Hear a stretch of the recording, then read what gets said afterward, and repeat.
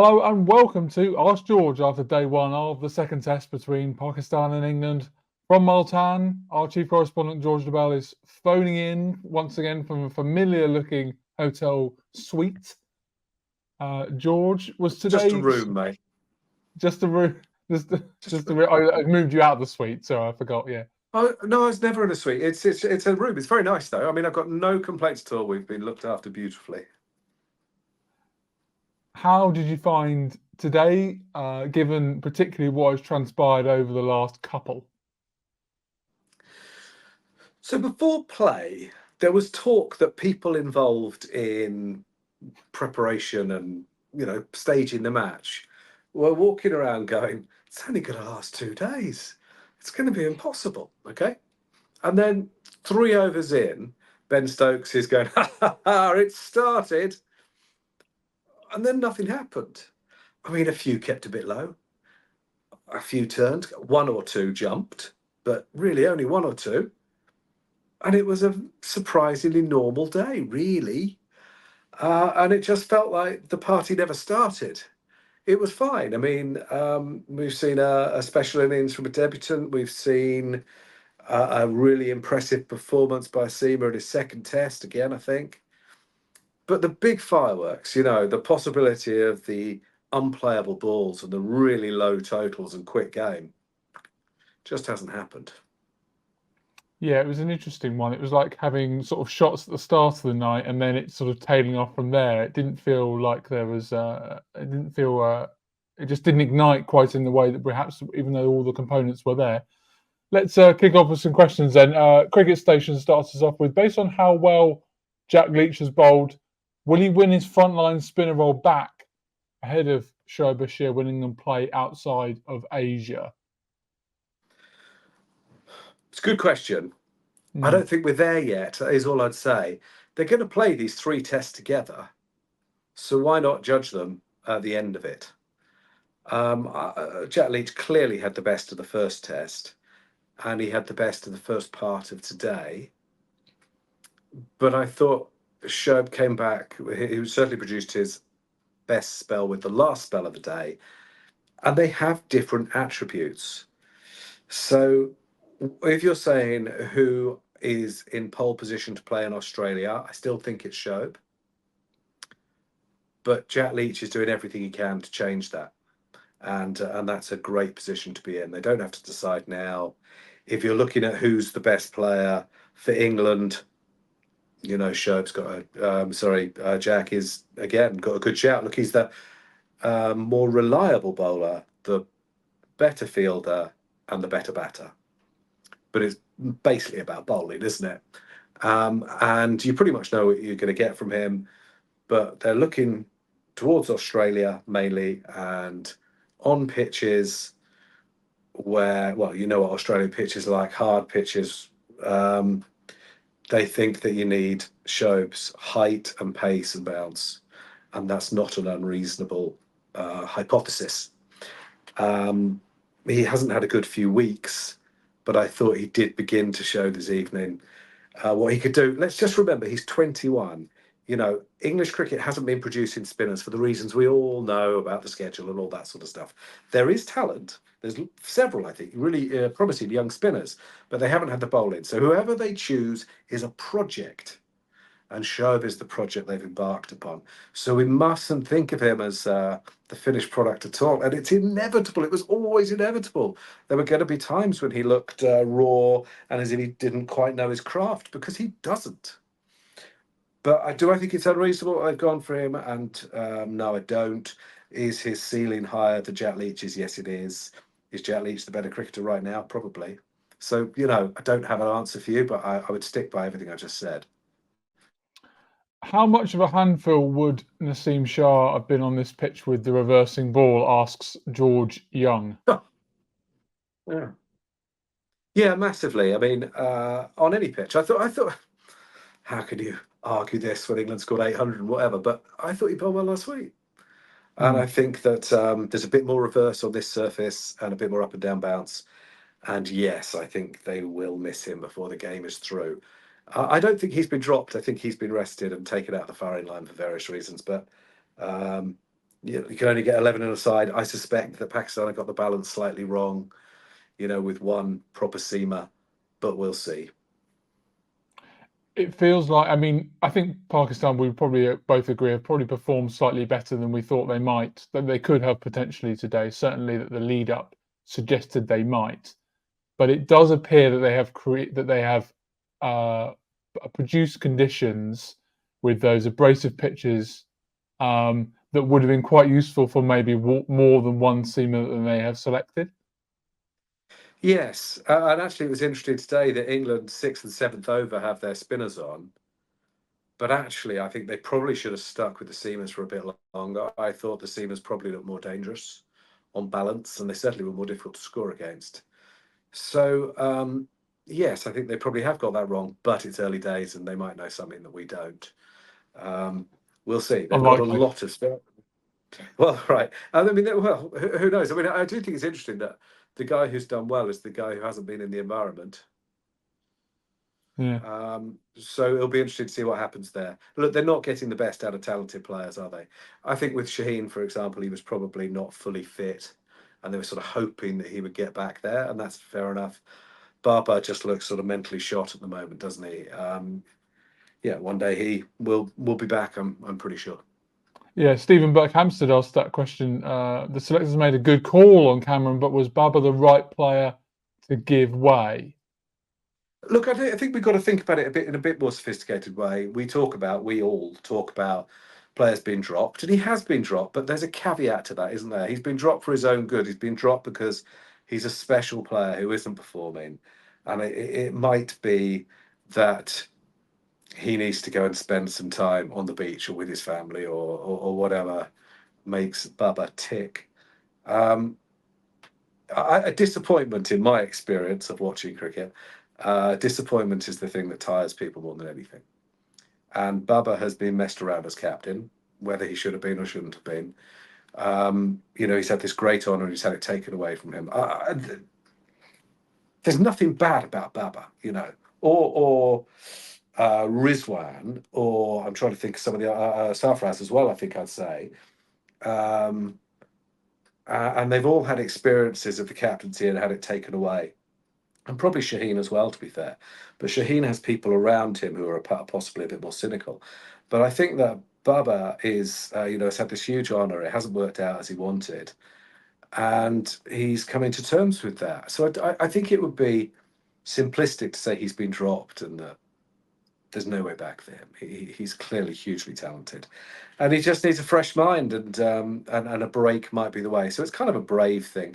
They also may have made a decision about taking the sort of toxicity out of the dressing room. I don't think there's much doubt that the factions around Baba and Shaheen, if not them, but the factions around them are not creating a particularly healthy environment, and that's not helpful for anyone else. So. I don't know what happens next in Baba's career, but I suspect that everyone in world cricket really would love him to come back and play the cricket of which we know he's capable. So, was it right to leave him out? It's not. Without knowing what's going on, I can't really give a sensibly informed answer. But I think it probably comes from a good place, and I think it's a bit simplistic to just see it as him being dropped. Well, I would imagine that the selectors, at the very least, have breathed a huge sigh of relief with Cameron getting runs Well, today. didn't he do? I mean, and he did brilliantly, didn't he? I mean, he did. It's a fantastic story. 29-year-old debutant playing in the Huddersfield League. I think you've written about him, haven't you? Yeah, I've done a little bit on him today. Yeah, about Great. how just everything sort of conspired. Everything was against him today. Really, all the lead up, the guy he was replacing. You only had to look at some of the, albeit the staunch Baba optimists, to see that he wasn't necessarily going to get the full-throated support of everyone. It's a disjointed team, to put it lightly.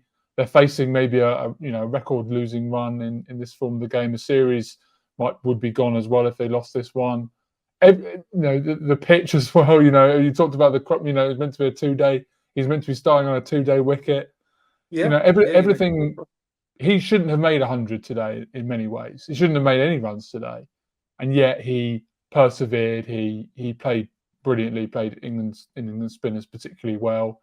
Rode his luck maybe a little bit, but he probably earned that with some real diligent batting in between there as well. And he took his opportunities to score. Like I just think it was a really admirable. Even if he doesn't, we don't really have to have the debate about what comes next.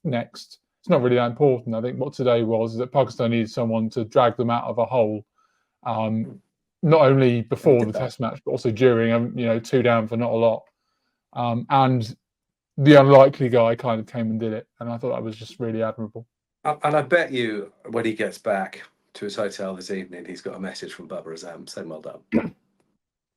Absolutely, and hopefully all the people that perhaps didn't want him necessarily to do quite as well as he has done, because they felt that he'd buried, Pakistan's golden boy for whatever reason, however stupid that theory might be.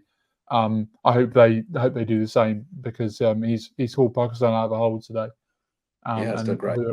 With a really fine performance. Subscribe to The Cricketer for a special offer price of just £1 a month to gain access to all my reports from Pakistan and all the news and analysis from the award-winning cricketer team. Back to England though. Beach 31 asks, with Bryden Cast looking so strong in his first tests, who would be your first choice seam attack for the first test in Perth? Perth, yeah. I've booked, by the way. We're not really allowed to say this, are we? Yeah, we are. Yeah, I booked okay. A while ago. Cast would be in it. Stokes, controversial so far. Wood and Archer.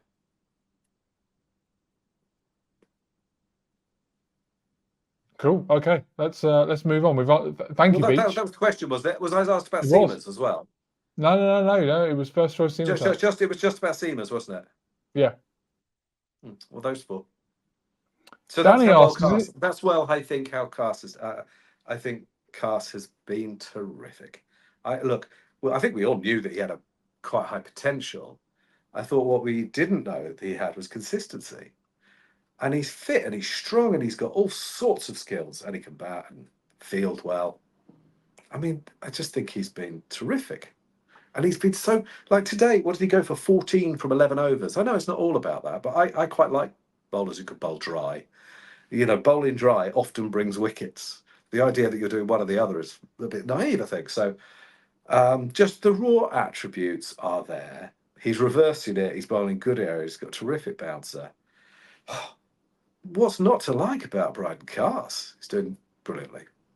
I think as much as I want to disagree with you, and not just to be counterintuitive, just to kind of provoke some sort of conversation, I do agree. And I think the important element of this is not so much like the numbers part, it's how he's been bowling in the conditions that have been presented to him and the game situation that's been presented to him. I think that's really important in this conversation, because people may well look, well, he's barely played a first class game this year, and he's only bowled in 2 innings, or he's only bowled in 3 innings in his whole Test career. How can he suddenly be first choice for an Ashes series when England have been trying to form an attack to try and win that series all summer, and he comes in and bowls well in completely different conditions and does well.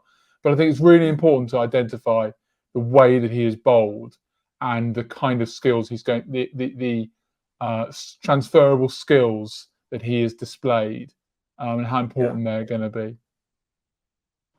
Yeah, I think that's really well put. Look, I saw him at the start of the season for Durham against Warwickshire, flat wicket, and he bowled horribly. He went for 100 in I don't know, I want to say 14 overs, something like that. I can't remember. You'll find it online. And he didn't look as if he had anywhere near the consistency. And it was a horrid slow wicket and stuff. Of course it was. It was very early season. But actually, he had all that stuff hanging over him. He knew at that stage that he was likely to be suspended. He knew he'd screwed up massively. We're alluding to the fact that he was suspended for a while for betting on cricket. Silly thing to do. No suggestion of anything more untoward than that, I should say. But, really, really foolish. He was probably worried about his career then. He was already at that stage, I think, 28. was in the frame for England, but didn't have any time to lose. You know, a 6-month ban at that stage. He got 13, I think, was it 16 with 13 suspended? So he basically got a 3-month suspension. Mm. Any much longer than that at his age, and he's well, almost swore he's screwed. He really needed to get into the side now if he had a view towards playing in the Ashes. And if he's not playing in the Ashes, he's not the age group for the next cycle. So it's now or never. And it shows some real character to take your chance. Yeah, so terribly good start, but you know, I guess we're a game and a half or whatever into his Test career, and we should probably be a little bit cautious in how we're viewing him. But terribly encouraging for all those reasons that you said. Steve Harris is going to sign us off with: Does the playing of Chumbawamba between overs make you more or less likely to go to a test in Pakistan? Now, you're already going to tests in Pakistan. How are you? Is it enough to keep you there? I mean, it's compared to watching cricket in India, it's very quiet, to be honest. And increasingly, I don't know why they do it in cricket everywhere. I mean, if you go and watch a day of county championship cricket during the lunch break, they cannot stop talking. I mean, for a start, they read you the scores from elsewhere. I mean, really, who needs those now? Who hasn't got a phone? It is funny that it's so remarkable. And then they I tell keep you doing what's that. available in the club shop. And they'll tell you what sort of sandwiches are being served, how the ingredients were reared, and where they're from. I kid you not, I've heard people say slow reared Wiltshire ham. That's a lot of detail. We don't need that detail. If you're having a ham sandwich, you don't need that detail. No ham sandwiches here, of course.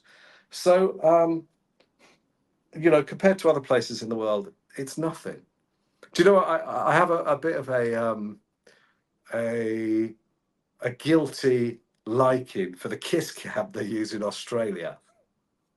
When I worked with Jared a lot, we were always trying to be on it. They never show it.